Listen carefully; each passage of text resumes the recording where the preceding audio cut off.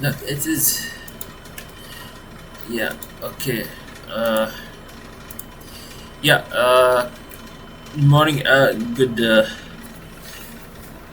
Yeah. Today we're going to talk about networking. Okay. Networking device. This is the first chapter in CCNA. Okay. We're going to go through the CCNA, all the CCNA 200, 300 topics. We're going to go from here. Let me see CCNA. No, it's already downloaded for me. 1 second. Yeah, we're going to start from here. We're going to talk about the network fundamentals like the router, the devices, the router, layer 2, layer 3 switches, next generation firewalls, IPS, access points, controllers, and many more. And this we'll discuss today. And we'll go through the next topic, network access and IP connectivity, IP services, security fundamental, automation and program. Basically, I'm going to go through all the core content in CCNA, but we're not going to be focusing only on CCNA. I'm going to make this course as comprehensive as possible. Okay, covering all the latest networking trends. Okay, I'm going to add something from my own as well in terms of security. Like we will also be using real equipments like a real switch, or configure a real switch, real router, access points. I'll show you an access point, how access point is configured, real firewall configuration from the updated firewall. And for access point we'll use TP-Link, and we have SysTV and IP phones. We're going to do it in a real equipment. Okay, for the lab we're going to use packet tracer mostly, and GNS3 if we need to use it. Okay, and I'm going to teach you the real things that are relevant for you that you need for a job, but only the certification. This course is designed to make you job ready, and also to make you job ready. Okay, and so let's start. Okay, first we'll start with the devices. We have let's start with the switch. Okay, switch. This is the first topic in the subject. Let's say let's start with routers. Okay, routers. Then we'll start with switch. Let's start with L2 switch so you can understand it better. So this is a switch. Okay, a switch. This is L2 switch, and this is L3 switch. Okay, so basically what I need you to understand is the switch can be layer 2 or layer 3. The difference is layer 2 switches cannot do routing. Okay, they can only act as an access switch. Like you can connect PCs, access points, or whatever on the switches. Okay, and they will all be on the same network. Okay, but there will be no routing. Okay, like for example, you cannot assign an IP for this switch. Okay, because this is IP is a layer 3 protocol, right? So that's the main difference. So let's say you have we will go through VLANs later, but VLAN is basically a way to separate the broadcast domain, like separate different like for example different departments into different subnets and different broadcast domains, right? So for this case, for example, you want to communicate. Let's say we have HR department, okay, and IT department. Okay, let's say the HR department are on a separate VLAN than the IT department. Okay, let's say they are on. Let's say the HR is department is on VLAN 100. Okay, and HR is on VLAN 200. Okay, so if you noticed, okay, if you notice here, for example, so they're on separate VLANs. Okay, how would you be able to communicate between them? There is a way you can do that using a layer 3 switch. Okay, you can do it using layer 3 switch. Okay, also you can use inter-VLAN routing, okay, to communicate with them. But layer 3 also multi-layer switch is a multi-layer switch. It will allow you to route between two different VLANs, even though those two VLANs now printer, if you assume that this switch is on a separate VLAN and then this one, okay, those two will not be able to communicate if you put them in a normal switch, L2 switch. But if you use L3 switch, for example, you can communicate with them. They will be able to communicate with each other. Okay, basically also L3 is more powerful. Okay, so let's see the components of a switch. Okay, a switch can have let me take you into the, let me show you an actual switch. So this is the switch. Okay, I'll show you a switch here. So these are switches. Okay, so this is how a switch looks like. Okay, you will have different, there are different ports, okay, like this, and yeah, okay, so you can have a 24 port switch like this one. You can have a 48 port switch like this one. You can have 8 port switch or 16 port switch. Okay, so basically the ports are those place where you connect the cables, where you connect your devices. Okay, so yeah, you can have 8, you can have 4, you can have 16, 32, and all that, 48. So there are two different types of switch. Okay, we have gigabit switch, okay, which is we have two types of switch, gigabit and fast Ethernet switch. Okay, the difference is that gigabit switch can handle speeds more than 100 Mbps. Okay, while fast Ethernet switch maximum it can it can handle up to 100 Mbps. Okay, while the gigabit switch can handle up to 1 GB. That's the difference between the gigabit switch and the fast Ethernet switch, or 100. So let me show you about gigabit switch versus fast Ethernet.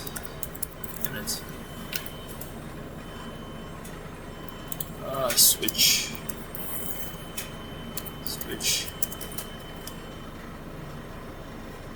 Yeah, these are the speeds.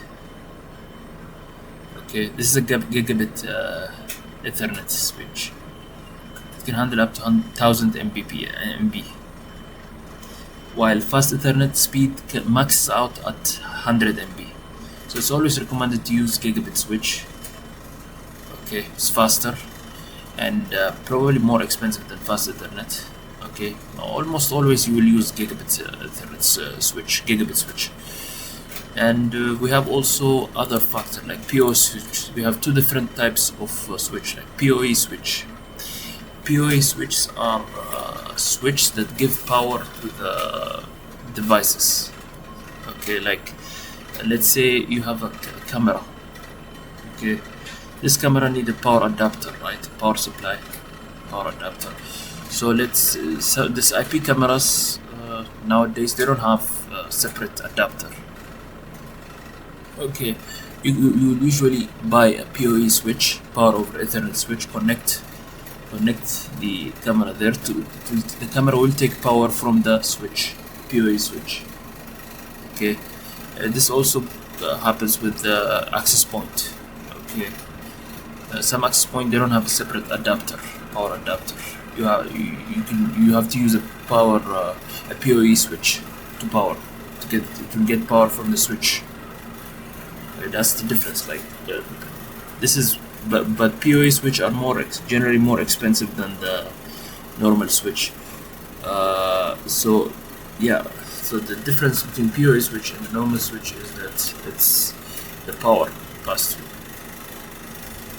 So, and the ports in the switch, okay, there are many ports in the switch, and we have one called console port. This is what we use to access the switch. What we use to access the switch, to configure access the switch. This one. Usually it's on the back side of the switch, but sometimes it's on the front side. Let me show you. This is the console port. This is the console port. It's written also. It will be written usually on the name will be mentioned on the port. Console port. Okay. This is used to access. You can use this one with the tool called putty. This one,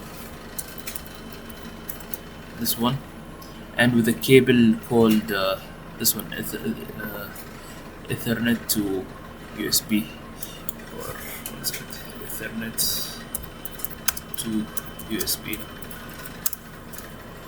This is a modern way to access. Ethernet to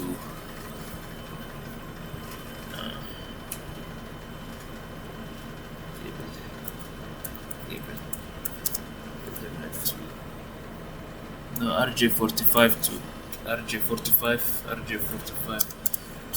USB. So this is a modern way of accessing the switch. So you will plug this end of on the port, on the console port, and this one on your PC, and then you will use this tool. Okay, you will put it on serial. Okay, and you will use it's called serial. Okay, let's go back here, and you'll add the COM line and it will open for you the console port. This is how we access the switch. Serial, using serial cable, console cable. Okay, this is one way we can do this.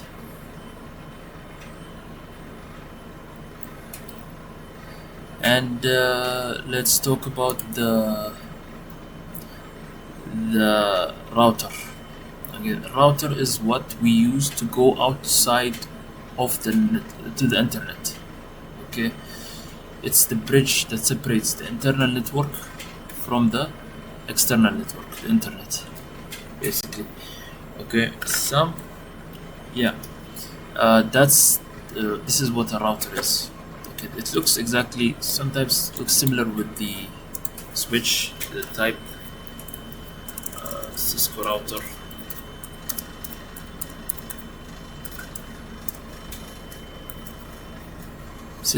This is a Cisco router, and it's a little bit smaller than a switch, but it's almost similar types of routers we have here.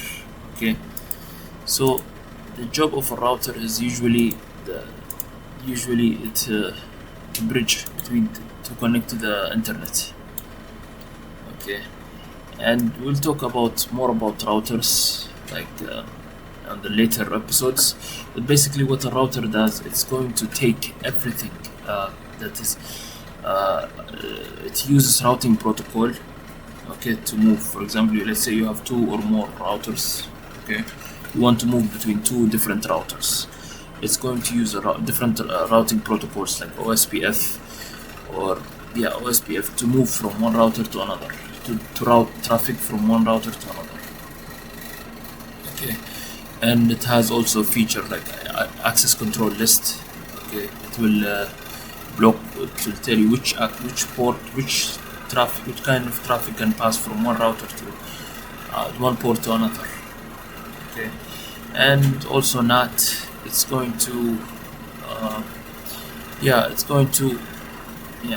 it will translate the IP to public, from private to public, the public IP. That's what NAT would do, and all these things and many more. There's just benefit of a router and VPN also. Let's say you have two or three different branches. Okay, you want to connect those branches together. The main way to do it is like you can have two different routers on different sites. Okay, connected to the internet, and through them you can configure VPN through those routers. Like let's say DMVPN or IPsec. Yeah, we can use site-to-site VPN. Okay, if it's two sites, you can use site-to-site VPN. DMVPN is used for multiple sites, more than two sites, and you can use site-to-site VPN, or and you can configure site-to-site VPN with routing protocol like OSPF or any other routing protocol.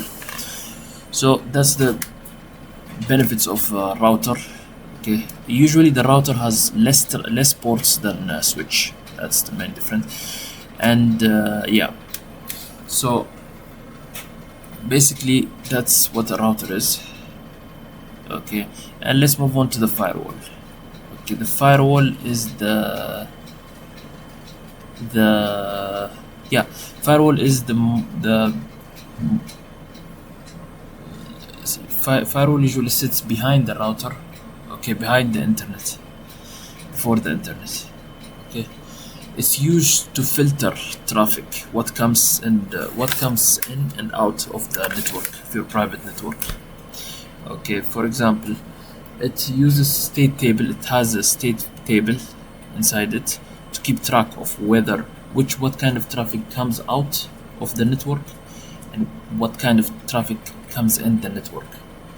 Like for example, let's say I visit the site.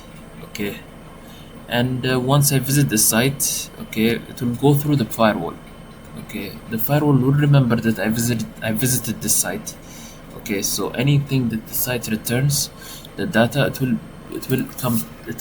open the page on my web page. Okay, it will allow this traffic to come from this site, because the site was originated from my PC, from internal network. But let's say a hacker or someone tried to access my network from outside the network. Since the traffic is originating from outside of the network, it will not pass through, it will be blocked. So this is because we will define different rules on the firewall. So outbound and inbound rules, like we can define what can come inside, what can come outside of the firewall. Okay, we can define these rules. We usually set we define it using the ports. Which ports we can allow. We can allow some specific ports from the firewall, and deny all other ports. Okay, like for example, HTTP is port 80, right? HTTPS port 443. So email, if you're using email in your company, you have to enable IMAP POP3, which is 143 and 143 and 110, right? So we have to define this on the rules, on the firewall rules. Okay, so it doesn't block those ports, because we need the emails and to access Google, also to the internet and all this. This ports has to be enabled, right? DNS, all these ports, we have to add it in the rules and allow those ports. We will allow the ports that we need, and we will deny all other ports. They're not specified on the list. So basically, this is the benefit of firewall. And we have one more called. We will learn more about the firewall. I'll show you how it is configured and what are the key things we need to know about the firewall in the next and the coming lectures. This is IPS, intrusion prevention system. Basically, this is an intrusion prevention system. It's supposed to prevent attackers, okay, alert you. It's like it's not. There's two types of systems, devices like this: intrusion detection and intrusion prevention system. The difference between them is like intrusion detection system. It's a system that detects the attacks, okay, but doesn't act on it. Doesn't do anything. It just alerts you that there's someone trying to access this file or access this network, right? But it doesn't do anything. Just alerts you. Intrusion prevention system, however, it will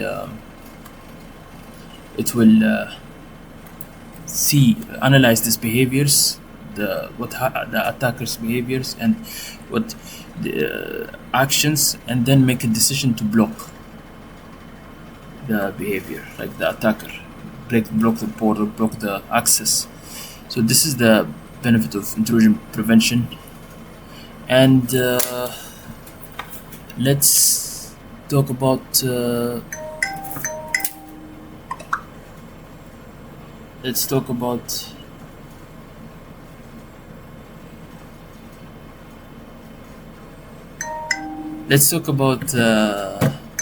this one now, access point. So access point is basically it's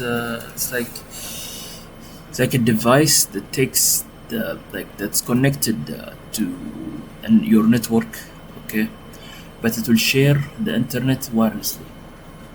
That's the benefit of an access point.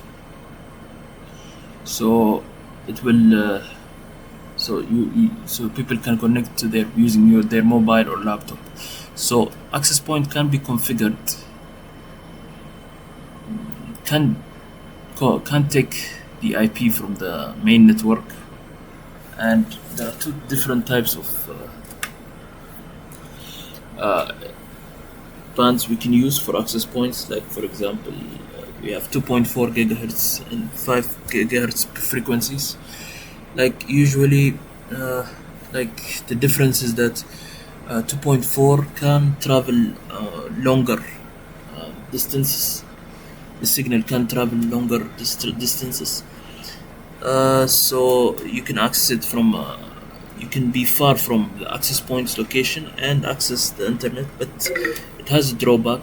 It will it's very slow, and it's vulnerable to interference. Like 2.4 gigahertz has only three non-overlapping channels, only 3 channels, 1, 6, 11, which makes it very very bad, and very bad for production environment. That's why in most companies usually 2.4 is disabled unless there is a special requirement for 2.4 gigahertz frequency. But 5 gigahertz is usually recommended to be used. It has many different channels, so less frequencies, less overlapping, less co-channel interference, okay, and also faster. 5 gigahertz is much faster than 2.4 gigahertz. So basically that's how access points work, and we usually have two ways to set up an access point: standalone and using controller. Okay, standalone is basically I will configure this access point, for example, to work without any controller. Or let's say I have 100 access points, okay, then going to every single access point to configure it separately, this is going to be a challenge for me, right? So it's I would prefer to use a wireless LAN controller. It's a controller that will help you manage many access points centrally from one controller. Okay, this is one way to deploy this one, and this is one way to also you have to have one controller for each inside the network, and this is one benefit of a controller. And switch, we already talked about it. IP phones are basically this is how they work like by assigning IP on the IP phone. Okay, but we will need to have also a server, a SIP server inside the network. This is basically a server that the IP phone gets its data from. You can think of it like that. So the difference is that IP phones usually don't use TCP, they use UDP because it's more reliable. And also the IP phones, if you are going to use IP phones inside your network, it's always recommended to give priority to configure the switch or router, or to configure the device to give priority to voice IP phones. Okay, TOS, or to give priority to IP to voice over data, because data, yeah, because voice has to just to work perfectly. And printers, cameras, also cameras, IP cameras, they work the same way as access points. Basically, they just connect. You'll need a PoE switch, of course. You'll connect to all the cameras to the PoE switch, and the cameras will get IP cameras will get from there, and you will need to configure the cameras. Assign the IP manually for each camera, and yeah, and the cameras will work. And you'll, with the NVR or DVR, if you're using that one, it's going to work this way.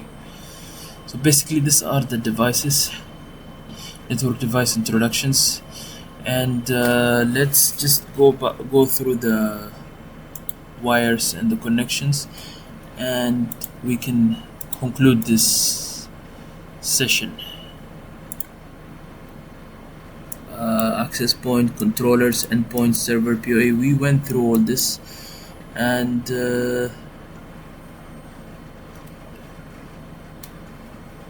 top tier, all this. Yeah, there are many topics here. I think will not be able to cover all, but let's just skim through it, because most of this topics is just theory, so you just need to understand the theory. Yani, just you can also read it by your own. So let us just see the wiring here, the connections. So these are the difference. We have single mode fiber and multi-mode fiber and copper. I think the difference between those two, between single mode and multi-mode fiber, is that single mode travels longer distance and it's easily break. Let's go back to let's just search here.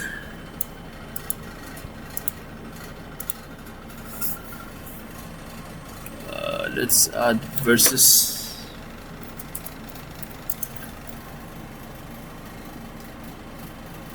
Yeah, just like I told you, it is the main difference is the distance.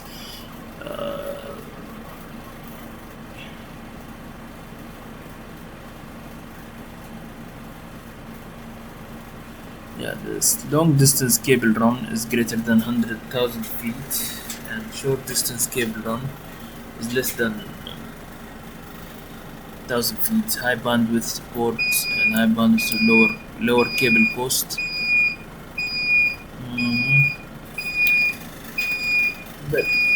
But the main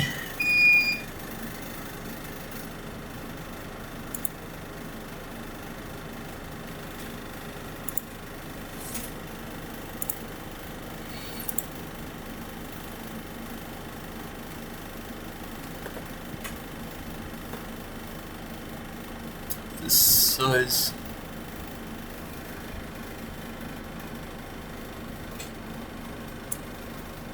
Yeah, the single port is used for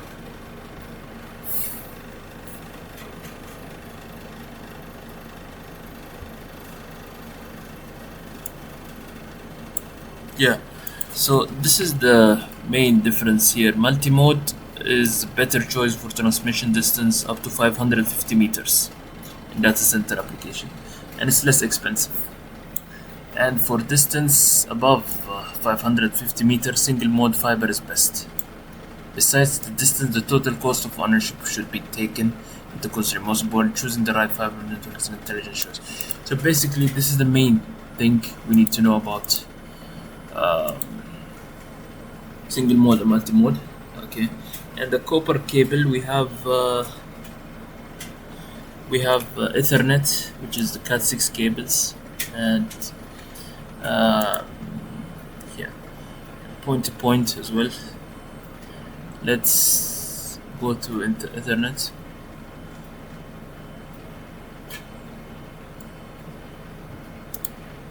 And Ethernet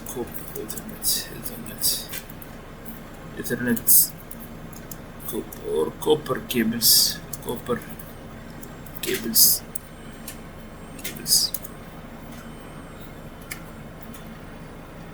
This is copper cables usually used in TVs, and this is an Ethernet cable. Ethernet cable types. This is most important that we need to keep in mind. So we have here different types of cables. We have these are the tables. So so this is Cat 1. This is very old. Cat 2, Cat 3, Cat 4, Cat 5, Cat 5e. Actually right now we are in Cat 6, Cat 6a. So basically the difference is the distance, as you see. The speed, the speed it can handle. Now Cat 6 can handle speeds up to 1 gigabits. Cat 6a up to 10 gigabits. Okay, and 7 and 8 increase now up to 40 gigabits. First generation of Cat, it's just a matter of how the speed. The latest, which is Cat 6a, mostly you will use in the production environment, Cat 6a, and you would also need to know how to terminate the cable, which is there is a Cat 6 cable. So let me show you Cat 6 cable color code. This is a way to terminate cable.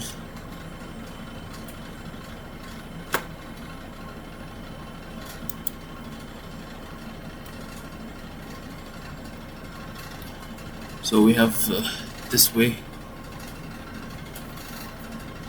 So you will have to memorize this color codes like white, orange, white, green, blue, white, blue, green, white, brown.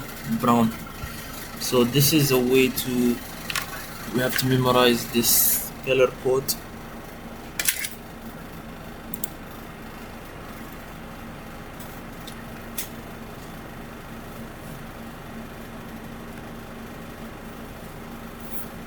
Basic color code for termination. So we have to make sure that we put the cables into the clipper. We use 568B, and this is the order. Like you have to put the white orange cable here first, and then orange, then white green, then blue, white blue, then green, white brown, and blue brown. So we'll memorize this one as well, and we'll go through it in details later on.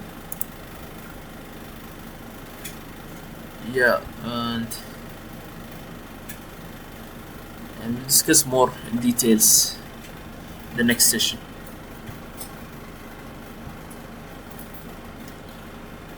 Thank you for